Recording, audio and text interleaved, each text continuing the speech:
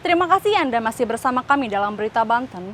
Bagi Anda yang baru saja bergabung, kami hadirkan kembali 3 berita utama hari ini.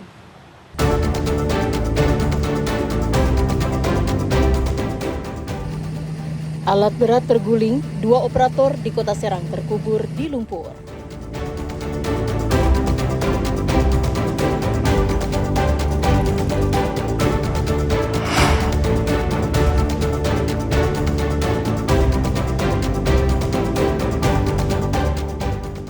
Sejumlah rumah dan fasilitas ibadah di Lebak rusak akibat pergerakan tanah.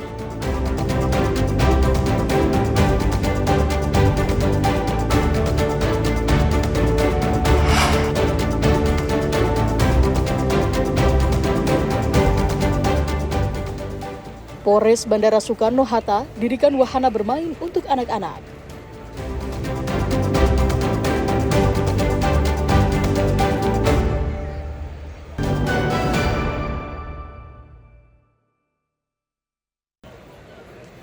Sejumlah penumpang pesawat yang akan pergi berlibur atau pulang ke kampung halaman nampak bermain dengan anak-anaknya di posko ramah ibu dan anak milik Polresta Bandara Soekarno-Hatta, Kota Tangerang. Nampak cerita sejumlah balita dan anak-anak saat bermain sambil menyalurkan kreativitas, mulai dari belajar menggambar dan mewarnai, anak-anak juga bisa bermain trampolin yang didampingi para polwan Polresta Bandara Suta. Tidak ada terlihat kegelisahan akibat menunggu bergiliran menaiki pesawat. Bahkan calon penumpang anak diberikan hadiah oleh polwan usai menyelesaikan menggambar. Alhamdulillah kayaknya cukup menyenangkan untuk anak-anak dan bisa eksplor kreativitas buat anak-anak. Apa aja Bu yang tadi didapatkan dari pelayanan program itu dapat di sini? Tadi ada program gambar bersama, lalu bermain bersama dengan para polwan. Posko Ramah Ibu dan Anak adalah inovasi yang didirikan Polresta Bandara Soekarno-Hatta dalam mendukung Operasi Lilin Jaya 2025. Di periode Natal dan Tahun Baru ada 3 posko yang didirikan di setiap terminal. Hal ini untuk memberikan kenyamanan dan keamanan bagi para penumpang yang membawa balita serta anak-anak. Kami sampaikan dalam pelaksanaan kegiatan Operasi Lilin Jaya 2025 ini, selain pendirian pos pengamanan di area bandara, kami juga memiliki beberapa inovasi-inovasi untuk membantu para masyarakat yang akan pulang kampung maupun yang akan berlibur. Beberapa inovasi itu diantara satu, kami mendirikan pos ramah ibu dan anak di Terminal 3 dan Terminal 2. Pos ramah ibu dan anak ini kita tujukan untuk orang tua yang memiliki anak sambil menunggu waktu boarding. Mereka bisa memanfaatkan ruang-ruang tempat pos ramah ibu dan anak ini untuk menghabiskan waktu, seperti bermain, seperti melukis, menggambar, dan memanfaatkan arena permainan yang sudah disiapkan. Posko ini akan tetap disiagakan selama Operasi Lilin 2025. Ariel Maranus dan Taufik Saleh melaporkan dari Kota Tangerang. Minibus yang dikendarai seorang wanita dari arah Cikande menuju Serang mengalami kerusakan cukup parah setelah menabrak 2 kendaraan di depannya. Kecelakaan bermula saat kendaraan jenis minibus hilang kendali saat melintas di Jalan Raya Serang, Jakarta, tepatnya di Desa Keragilan, Kabupaten Serang. Mobil kemudian menabrak 2 kendaraan yang melaju dari arah berlawanan.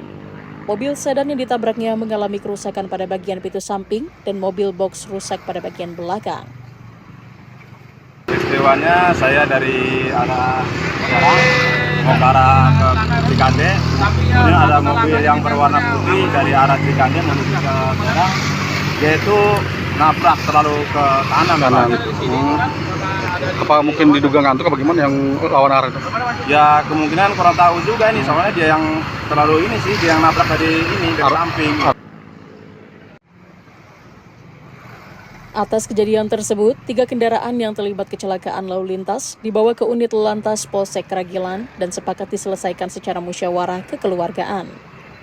Ariel Maranus dan Ama Sayuti melaporkan dari Kabupaten Serang.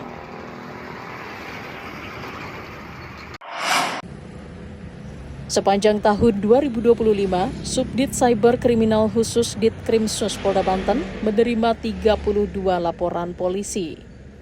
Dari jumlah tersebut, 13 kasus diantaranya telah diselesaikan dan dinyatakan P21, sementara sisanya masih dalam tahap penyidikan. Kejahatan cyber dinilai semakin merebak sepanjang tahun ini. Kasus paling dominan yaitu penipuan secara daring yang banyak diterima korban melalui pesan singkat atau aplikasi palsu. Modus tersebut kerap menyebabkan kebocoran data pribadi korban. Subdit Cyberkriminal Khusus juga secara rutin melaksanakan patroli cyber di media sosial dan media online. Patroli dilakukan untuk memantau aktivitas ilegal seperti judi online dan tindak pidana cyber lainnya. Maraknya penipuan online terjadi karena masyarakat belum mampu memilah dan memilih informasi secara bijak.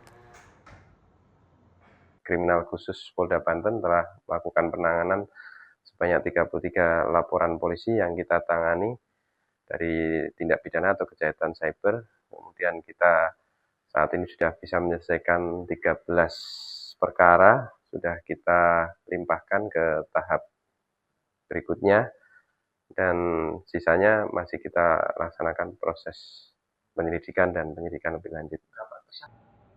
Polisi mengimbau masyarakat agar tidak sembarangan membuka pesan atau aplikasi yang tidak dikenal, seperti undangan pernikahan dan pesan serupa. Ariel Maranus dan Rifki Nugroho melaporkan dari Kota Serang.